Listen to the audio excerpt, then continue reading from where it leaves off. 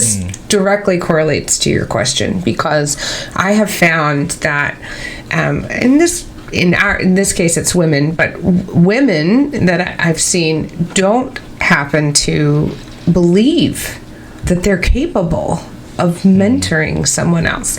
And directly correlating to your question, I think creatives probably are in the same boat, where they don't have enough confidence to say, I am an expert at fill in the blank. Declaring expertise, you have to have a little bit of confidence in yourself and knowing that you are an expert at whatever it is. Hello, welcome to Creativity Boost Podcast. Today I have on the show a sales strategist, someone who has over 20 years of experience in the sales industry, and she goes by the name Alison Mullins. Today we're going to be talking about brand strategy, how to brand yourself creatively. Hi Alison, how are you doing? I'm good. Thank you so much for having me. I'm really excited to be here. Yes, the pleasure is absolutely mine. Today we're going to be talking about some of the things that you have actually done over the years in your entrepreneurial journey as a sales coach and as a business strategist.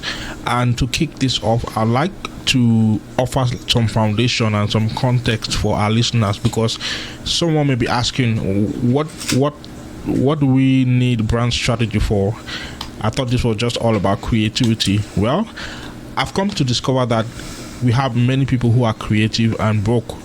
And one of the reasons for that is because they lack understanding of what branding is all about, and they don't know how to sell what they have created or sell themselves if they are the brand or if they are the product that they want to offer to the world or serve the world with.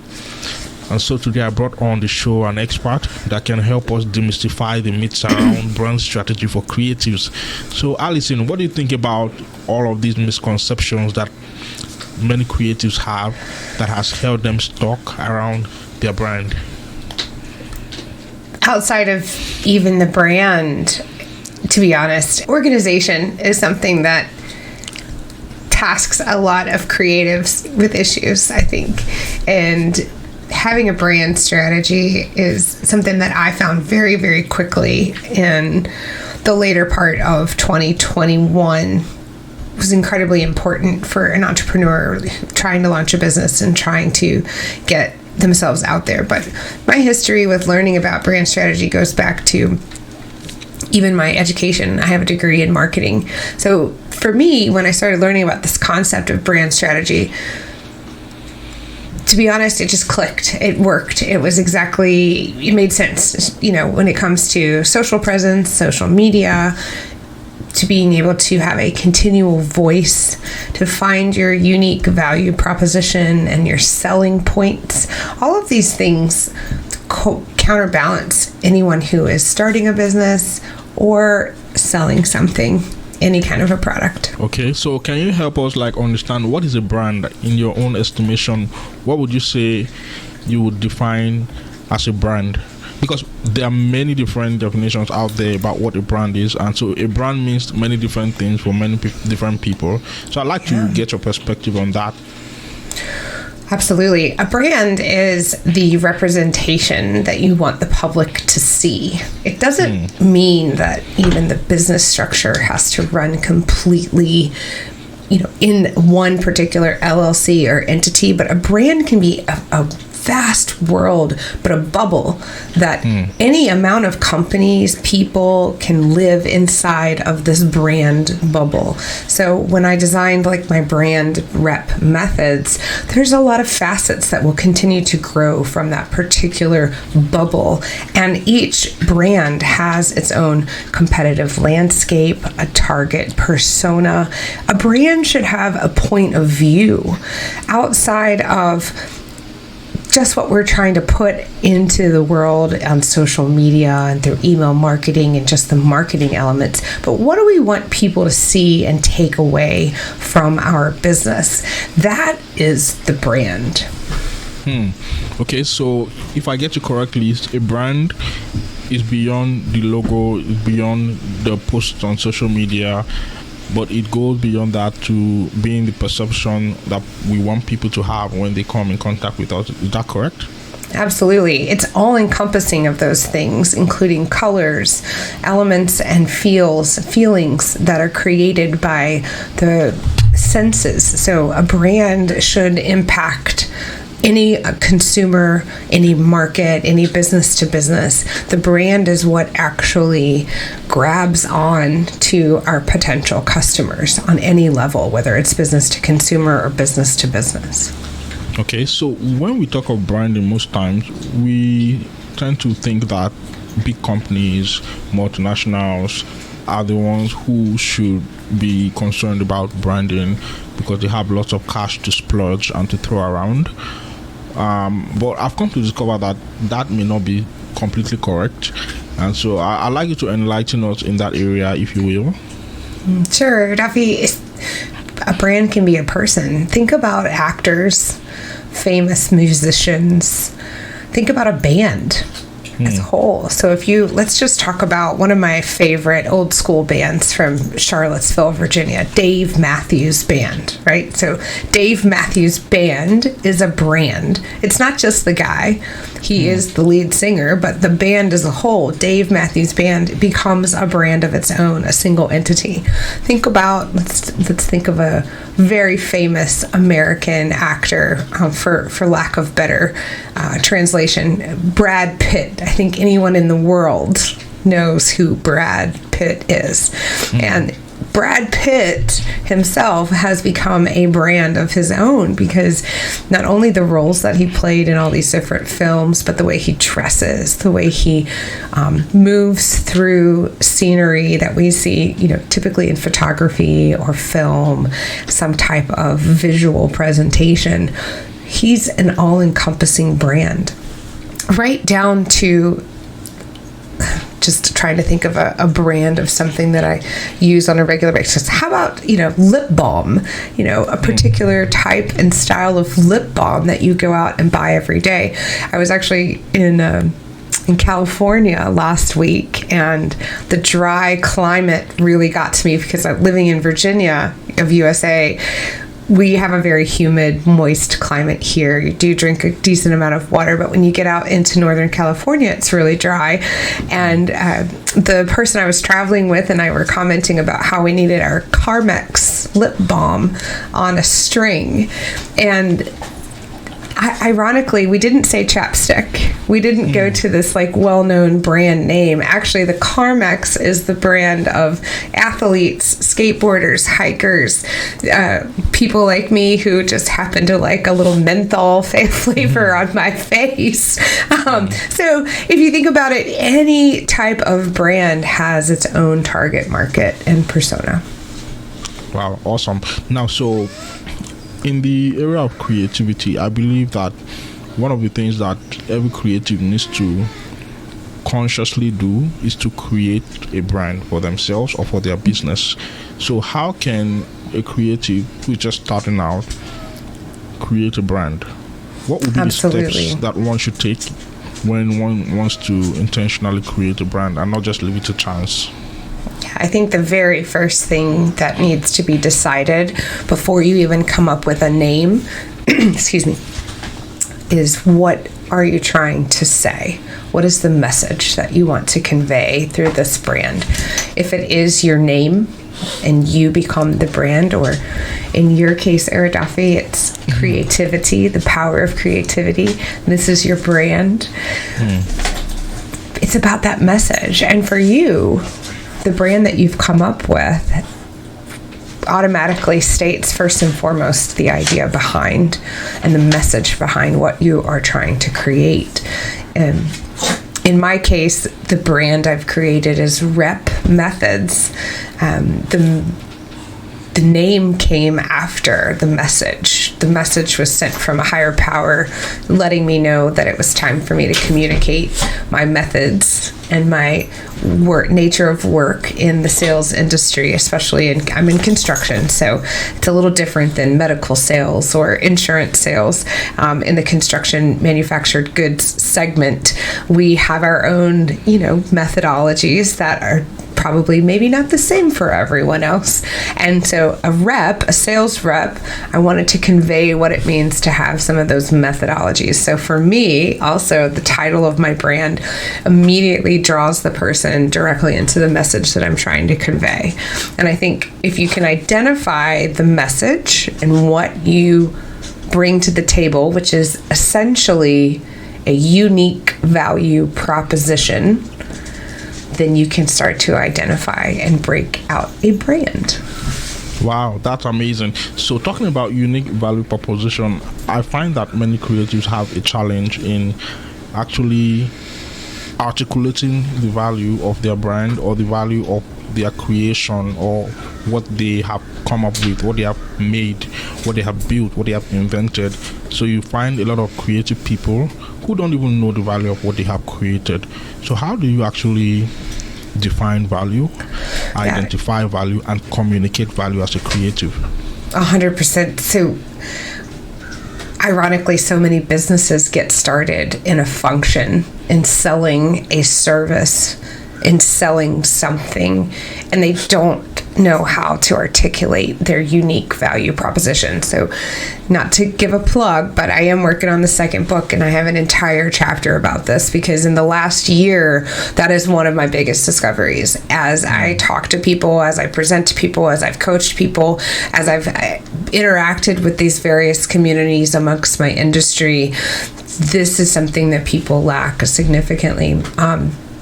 The first steps, I think, are writing out a few sentences about why people will work with you, come to you, read your book, fill in the blank, right? So what purpose are we serving? What are we doing? Are we a creative artist? Are we a creative author?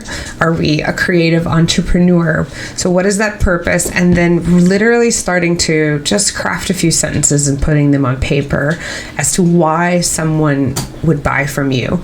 And then you have to ask yourself, who else in the landscape of the earth is doing something similar? I mean, you have to begin to look at the competitors, and they may not actually be competitors, because again, I am coming from a manufactured product segment. Like in the creative world, no artist is the same. No artist is making the same music, the same books, the same paintings. If you're a creative, you're not necessarily emulating anyone else's work. It's your own. However, it is important that you identify other brands, people, places, and things that correlate with what it is that you do. Identifying other people in the atmosphere who are doing something similar is a great way to start to channel and funnel your own ideas and concepts about what it is that you bring to the table. So when you identify this, how do you now articulate the value? Because now you've identified people, you've identified, your market, you identified the competitors, in quote. So now that you identified those, how do you now articulate and communicate that value in a way that is understandable to these people? Sure. The next step, I think, in one section that I'm currently writing on, like right now, so this is just so on topic for me today. Thank you so much. But it's about psychographics versus demographics. These are big words for even me. I have a college diploma, but I don't often think in those terms. I'm a more real world person, but psychographics are defined as the human characteristics that make up an entity. So this is, where do we eat? Where do we shop? What do we drink? Where do we go for vacation? Let me think of some other things here. I think you get the picture. Sort of the components that make up, like Alison or Dafe as a person. Like, what are the things that actually make you up? So think about that in yourself first, and then think about how that relates to your target audience. Who who's going to identify with your work? Who's going to want to read your book? Who's going to want to come to your art gallery opening? Who's going to want to hire me for sales training? Like, what sector? And it doesn't have to be, it gets very specific. Like, I literally cater towards mom and pop. I love companies from international origins, immigrants who have started small service businesses of a particular financial segment. These people are particularly religious. I could go on about the very core customer that I've identified would benefit from my services. So finding the unique value proposition isn't always about region, zip code, male, female. It really actually gets super gritty when you start to think about, where does this person buy their clothes? Which brand of grocery store chain do they shop? What style of restaurant would they choose to go out to dinner on a Friday night? Wow, that's amazing. I actually came to that understanding less than a year ago of the fact of the power of psychography when segmenting and targeting your ideal client, because many years ago, all we knew when we were trying to reach out to people was their demographics. Okay, where do they stay? Where do they live? What was their address? What was their skin color?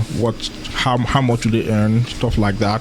But when I came in contact with the psychography of this art of, selling and identifying your customer or client, it really blew my mind, and it changed the way I saw people who I was called to serve. It changed the way I also put myself out there. It also changed the way I saw my message and even my value that I brought to the marketplace, because I now came to understand that when you have something to offer, people don't really care your skin color, what country you came from. If what you have to offer would change their lives, would save their lives or solve their problems, right? As long as what you bring to the table is what they know they need, then it's a game changer. And that speaks to the psychography. So that was really, really powerful. And I believe those who are listening to us are really, milking the value in all that you said so far. So do you want to tell us a little bit more about rep method? Like, how did you come up with this? What was the inspiration? Just tell us a little bit about your journey and, how you have developed to what you are now. Oh, thank you. I'd love to. That's easy. Because it's my life.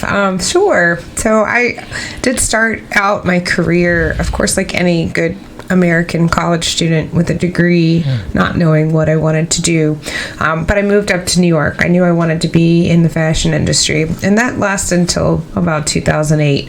I found manufactured goods for the construction industry in around 2010. And began the journey of being an outside sales rep. In between there, during our 2008 economic crash here in the States, I took a job as a personal shopper. And, if I go way back, my very first job, other than cleaning my dad's office for money, was telemarketing. So sales for me has really been in my blood since I was 16 years old, and I never had a vision or a dream. I was just floating. I'm just riding the wave. I'm one of those people that didn't have it all figured out, and trial by error, trial by defeat. Yeah. So I've had a lot of those fun times and not so fun times. But by the time I finished working for a large company in Italy, it was due because of COVID. I had been very fortunate. So fortunate in the construction industry. my knowledge for natural stone and surfaces, engineered surfaces. So this is wall cladding, floors, countertops, kitchen and bath equipment, essentially. That career has now spanned over 15 years. And I took a job locally that burned me out in a matter of 2 years. I rode hard, I rode fast, I was a selling powerhouse. It was incredible, the opportunity, the journey. It was almost like a chance to close the circle on missing pieces of information throughout the entire length of my career. So that's, I think, the beauty of people who finally reached the ripe old age of 40. You have a long way to go, but the more you work in the world, you gather and you learn and you become more experienced and you develop expertise. But for me, this last job before I started rep was the icing on the cake for me. It closed all the circles of knowledge that I needed to become the best and the best and the best and the best, the best I could ever be. And all of that happened in like 2.5 years. Burning out happens because people like me just ride it till the wheels fall off. That's a terrible phrase, possibly for internationally, but that's one we use in America. We just ride that car until the wheels fall off. And I burnt the candle at both ends. I sold a lot of sold a lot of stone, made a lot of money, and I knew that it wasn't feasible for me to keep going. But I keep going. These are long driving days, running around a very high metropolitan area for 8 hours a day, commuting 2 to 3 hours each way, hitting it hard, getting orders, and doing that 3 and 4 days a week. Your body just burns out doing that after a while. And I prayed. So I know we talked about this a little bit, but I prayed hard because I knew that, yes, I'd found some answers and I was killing it. And this was exactly, like the data and the process that I had needed in all of my career to be the best at what I could do. But I knew I was killing myself, essentially, burning out. And I needed something different. So I prayed hard for an answer. And along this journey, I met beautiful people from all cultures of the world, people who have come here. We have a lot of Turkish immigrants who have started fabrication shops in the Washington, D.C. area. And I love culture. So getting a chance to have lunch and learn about what life is like in Adana, Turkey, and how these people came to America and started their businesses and became powerhouses. My customers always end up becoming like family for me. And that was part of this journey too. It was worth every bit of experience. But those people always asked me to help them train salespeople because they constantly were bringing other younger people from other countries to come and work in their shops. Maybe it's somebody's brother, mother, cousin, niece, nephew that gets a chance to come to America and work and start in our industry. And I was constantly being asked, like, hey, can you come and train my person? You are the best. Like, you are the best. Heard that all the time. You are the best. Which is not to feed my ego. It was amazing that it came to me in a dream after all these praying moments. I was having coffee on a Sunday morning after a brief first vacation in almost a year, and it was like I'd finally given my brain a chance to relax, and my pen just started writing. And I felt like I had the answer. And I just started writing and writing and writing. And I quickly went and downloaded a free business plan template because I was like, whoa, this is like coming hard and fast, And so I went online and I found through Score like a free business plan template. I downloaded it and printed it out because I'm stupid old school. And not typed it up, but I printed it out and I just started continuing to write and filling in that template. And And before you know it, I had a business plan. And Rep Methods was born in November of 2022. So not even a year and a half old. So I'm very, very, very happy to be here. Wow, amazing story. Thank you for sharing. So I asked you to share that because there are many creatives who are on the journey of discovery and they are yet to figure out what to do with their creativity. They are yet to figure out what is that thing that they can even bring to the marketplace. Yes, they've got experience. Yes, they've got skill. But these are things that they don't really know if these things are valuable enough to bring it out there to the marketplace. So could you speak to these different challenges that some creatives may have? Sure. The challenge of discovery and identifying one's value enough to bring it out to the marketplace. Sure. I'll go back a little bit in saying that one of my things that I do now is I volunteer in a lot of organizations, and I work frivolously in some mentorship programs within my community.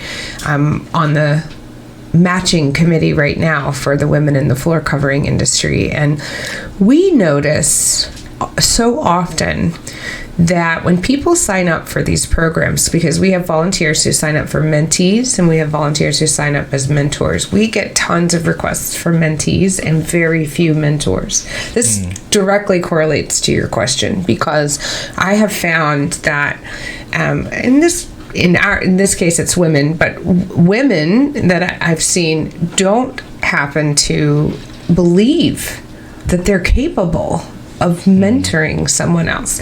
And directly correlating to your question, I think creatives probably are in the same boat where they don't have enough confidence to say, I am an expert at fill in the blank. Declaring expertise, and I've got some clips about this on my YouTube channel, because I talk about expertise and finding your expertise a lot in my programs, because it's a big part of coming into yourself as a salesperson. If you ever expect to sell your people, place, thing, art, book, whatever, you have to have a little bit of confidence in yourself and knowing that you are an expert at whatever it is. So I think, to answer your question, I think creatives need to find that confidence and really identify 1, 2, 3 things that you are an expert at. Like, I can definitively say that I am an expert in natural stone surfaces. I'm an expert in sales training and business development. And I'm a pretty darn good, I hate to even say expert, brand strategist. Wow, that's awesome.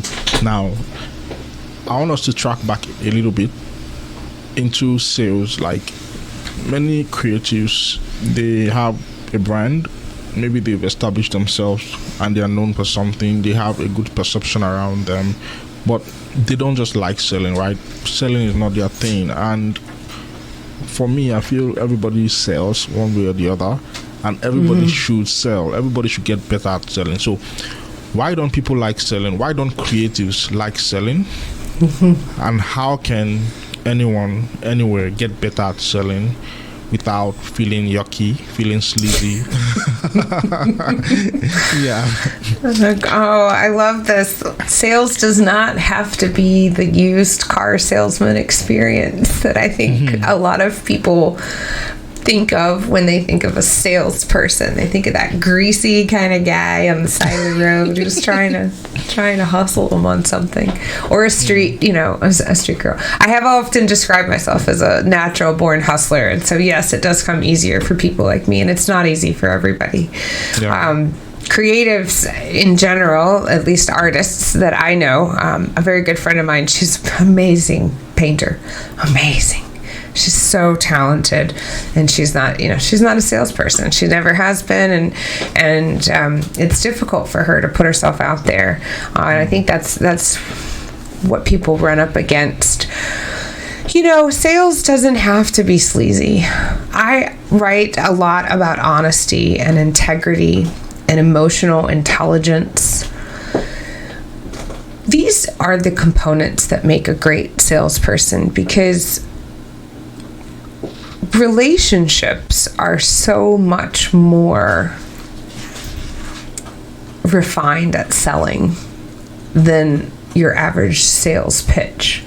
Because we're not talking about selling in like a 30-second spiff on the TV that's an ad that has like 3 or 4 points to try to drive home and make you go to that website and buy that thing.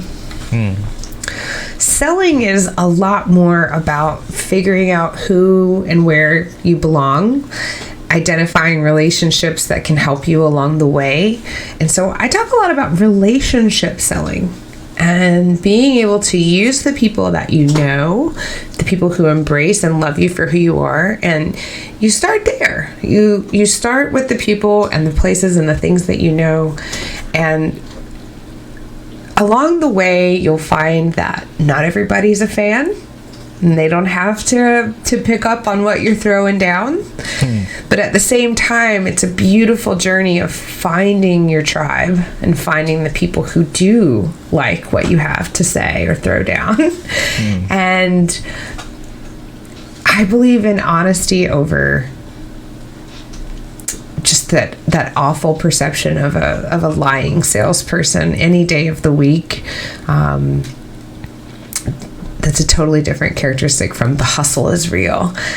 I was trying to get, what is it we say in one of my groups? Attraction, not promotion.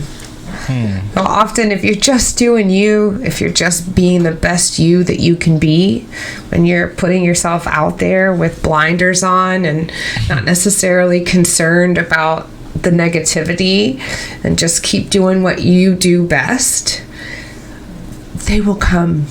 The people will come. The people will find you. You will gradually grow. But you have to put yourself out there. So that's sometimes the hardest leap. Wow. You said a lot of really, really powerful things there in your response. And one of them that strikes me is the relationship selling, like, leveraging relationships for sales, or building relationship, building that trust or that trust factor. I think that's basically what it means, right? When you're building a relationship, even though you're not building it for the purpose of selling, or even if you're building it for the purpose of selling. Now, that brought a question in my mind when you said that, because it opened up a web of thoughts in my mind. What if people who know you at some level don't want to buy your stuff? What if even your mama don't want to buy your stuff, or don't want to, or they're just buying it to encourage you, or they don't even want to buy it for encouraging you sake, right? What would you say to creatives who may be in that boat? Oh, good. I have some stories on this one. When my first book came out in September, when you do something like that, and I'm sure your creative audience is like that. I'd never done anything like that before. Writing a book. Wow. And it's like getting naked for an audience. It's literally like just standing in front of an audience and just taking your clothes off, because you're just like, here. Like it or not, I did this. And it's uncomfortable.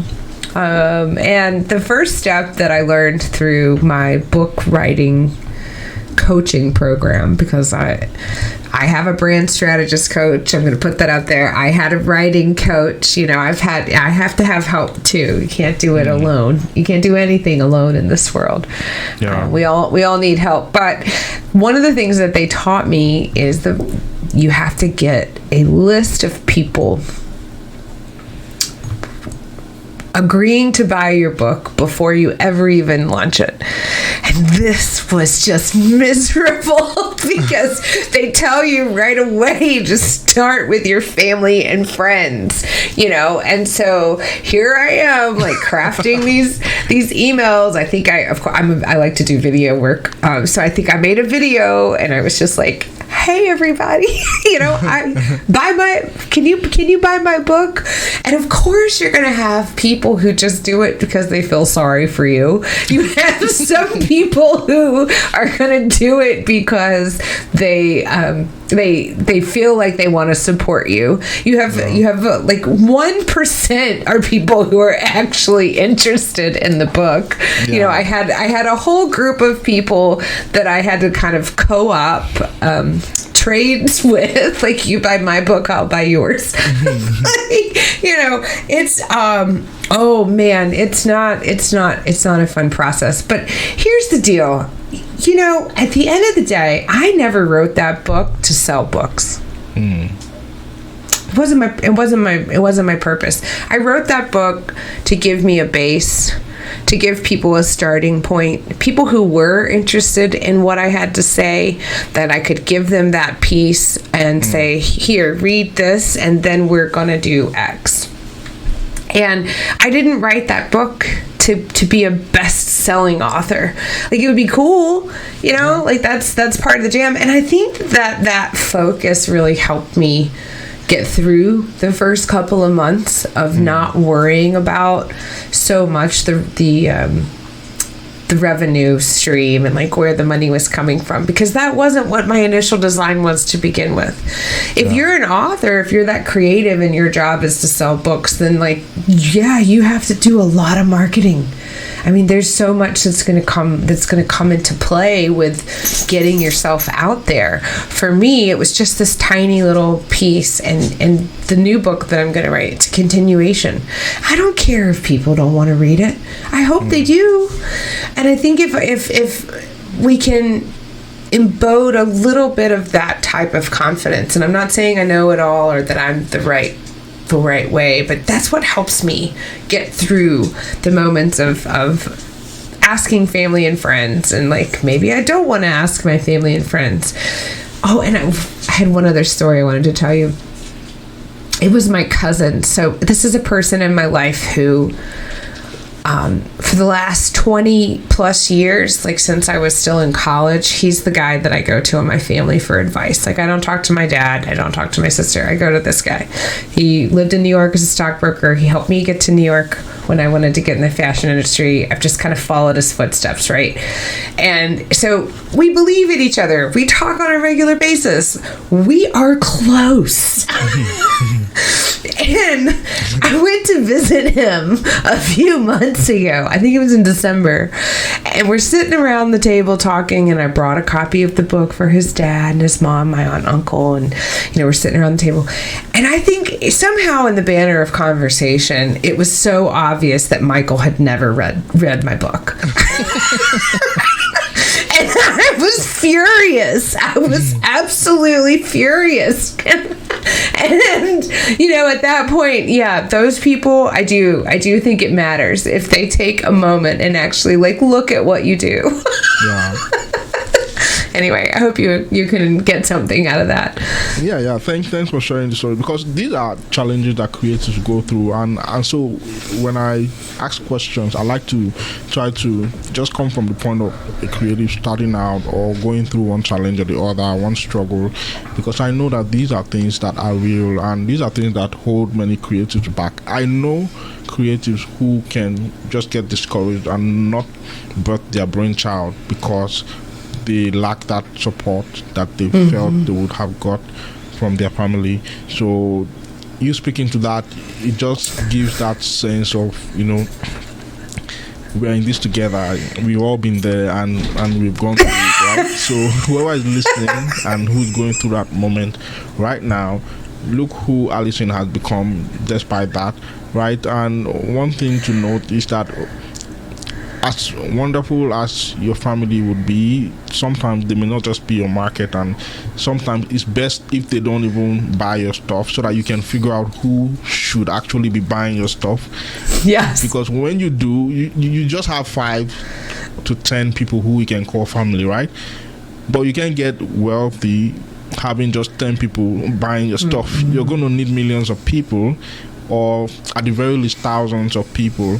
So you want to be able to figure these people out and if them telling you no, if your 10 family members telling you no, is going to force you to think about who you actually should be selling to, I think that's a good feedback in my opinion. So yeah, so if you're out there and you're a creative, you're an entrepreneur, and you have something to offer, but you can't really leverage your family relations to get those sales in, those initial sales, and don't give up, don't give in. Don't give up. Just say next, and you definitely find your rhythm. And to also speak to the book that Alison wrote, I have a copy of the book here, The Art of Selling. Yay. Yeah, and it's a beautiful book. The caption is really catchy in my opinion. It says, "We make order makers, not order takers." Can you tell me a little bit about that? Like, that's such a daring caption. What do you even mean by that? Sure. Well, again, think that I am in building materials, right? So that's the world that I live in. So I sell things that go in houses or hotels or commercial buildings. And I serviced a line of customers who install those materials in a business-to-business sense. And I had a manager, someone who I also call a friend. We've both been in the same business. Our careers are literally parallel, but he happened to be the boss at this place, and I happened to be the sales rep. They gave me the title senior, but so I'll take that. But I'm the one who's actually going out there and doing the selling. So Robert gave me this title, order maker. He said, "My God, if you could just teach everybody to make orders like you do." He said, "You make orders happen." He said, "You are not an order taker." So this came from Robert Boulware, my buddy. He now has moved to Indianapolis, Indiana. If anybody's listening in that vicinity, he's now the vice president of Triton Stone Group in the Midwest region. And I want to say that maybe I had some help in getting him there, because he had this rock star salesperson to help him along the way. No, I'm just kidding. No, Robert did it all his own. But he came up with this title that I was an order maker. So I'm the OG order maker. I don't sit around and wait for orders to come to me. I do what I have to do to make orders happen. And let me tell you, in being an entrepreneur, that is harder. It's a lot harder to be an order maker sitting behind my desk like I am today. And I'm still also a sales rep for a company in Italy. So I hustle all the time. My days, my times, everything is really maxed out, and I have to do that to perform. And it's with this business, I have to just work so hard to capture every lead I can through every conversation, through every relationship that it develops. And I have to try to turn that and make it into an order. I have to go out and try to create as much business as I can. So it gives a whole new level of meaning to that title. Wow, that's powerful. So if you were to give me two tips to make orders happen, what would they be? I believe I'm asking for as many creatives and entrepreneurs who may be listening to this out there. Yes. Well, number one, you do have to rely on the people in your circle. So first and foremost, no business begins from ground zero, and everybody has connection to somebody else. So there's 6 degrees of separation that can make or break any creative, any business, and you just have to start talking to people. I think that's first and foremost. 2, my next topic that it comes up with everybody, you guys, so don't feel bad if this is you too. We as a human race suck at follow-up. Follow-up, it's this magical little thing that makes orders happen. We have to set a tone in our calendar systems, in our brains, in our list making, whatever that system is for you. You need to get one, and you have to follow up with people. When I sat in a retail store as a salesperson, I was taught by the Dutch owner at the time. She was a very wonderful, inspiring lady, that when the store is empty, we have to get on the phones. You got to go through that call list. You got to run down each customer. You got to find something that they may be interested in buying, and you need to be on the phone all the time when someone is not, when the store is empty, when you got nothing else to do. That, if you think about it, applies to life, to us. You know, when nothing's happening, when it's flat, it's up to us to get on the phone and get in touch with people and to reach out and connect. And personally, my 43-year-old self believes that a lot of that needs to be done with real voice or in person, regardless of AI and emails and technology and the way the world is changing. There is nothing that's going to replace my relationship skills one-on-one with someone over the phone or in person. Wow. Now, you brought me to another point. Like, closing sales over the phone is one of the most difficult things that you can ever tell a creative to do. So, now that you brought the importance of that out, what would be your framework to getting someone who has indicated an interest, let's call that person a lead, indicated an interest in what you're selling, what you're serving, and you want to close that person, whether it's a phone call, whether it's a face-to-face meet? What would be your framework, if you have any, to get that person to buy into what you're selling? Oh, yes, I do have the framework for that. I don't know if we have time to go through it all, Dafe, but just give me 2 hours. What I'll tell you is that, if your listeners are interested in one-on-one coaching, I'm more than happy to help you. Okay. That is what I built the business on. So, not trying to plug myself, but I'm just saying, if this is where you struggle, I can help you. I'm going to drop all the links in the show notes and in the description. So, people who will be interested in taking this to the next step will definitely find you via those links. The two things that would help you close sales more is active listening and action questions. And without going into too much detail, throughout a conversation, we have as a human race, I think, not just me, I'm naturally not the greatest listener. I try. I'm getting much better at it and practicing more. But I have to listen. I have to listen more than I talk. And I have to ask a lot of questions more than making statements. And I find when I have a conversation that way with anyone, I'm going to have a more likely chance of a positive result, a closing scenario. And if I can't close it, I'm going to get a date out of you so when I can follow up and we can continue the conversation. That's amazing. Thank you so much for all of the wonderful stories and wonderful answers and wonderful tips here and there. It was really nice having you on. I think this is a great place to bring today's conversation to a very graceful close, and so I want to say a big thank you to you for coming on, and to our audience who have listened to this episode. I believe you've got a ton of value out of this. You can be creative and not broke. You don't have to be broke as a creative. You can create a brand that sells out, and I believe that really strongly. And I encourage you to get into getting Alison's products, her books, her programs. And if you want, get into a one-on-one call with her and get your sales engine fixed. Revving.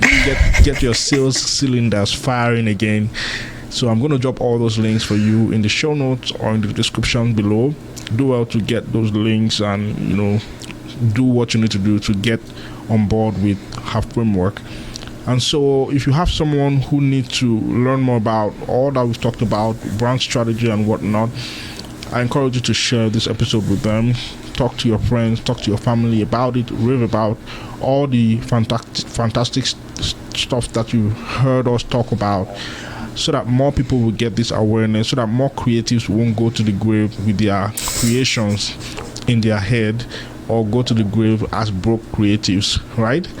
Thank you once again for listening, and I see you again next week. Have a good one. Bye-bye.